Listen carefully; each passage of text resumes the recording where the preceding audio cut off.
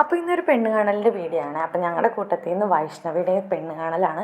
കൂട്ടത്തിലൊന്നും പറയാൻ പറ്റത്തില്ല, കാരണം അവളെന്നെക്കാട്ടിലും ഇളയതാണ്. അപ്പോൾ അവിടെ വീട്ടിലെത്തിയപ്പോഴത്തേനും അവളുടെ തന്നെ ഫാമിലി കുറേ പേരുണ്ടായിരുന്നു. ഞാനും രാഗശ്രീയും മാത്രമാണ് പോയത്. വിസ്മയ ഇല്ലായിരുന്നു, അവൾക്ക് വേറെ എവിടെയോ പോകാനുണ്ടെന്ന് പറഞ്ഞ് അവൾ വന്നില്ല.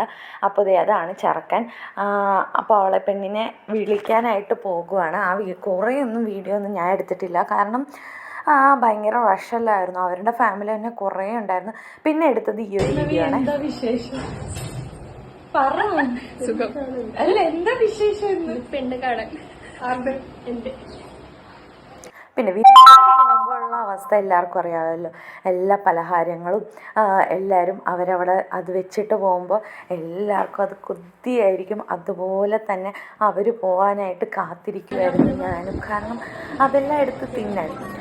അത്രേ ഉള്ളൂ. ഞാൻ അവർ പോകാൻ വേണ്ടി കാത്തിരിക്കുമായിരുന്നു. ആ ഒരു തക്കം നോക്കിയാണ് രാഗശ്രീ ഈ ഒരു വീഡിയോ എടുത്തത്. പോയാ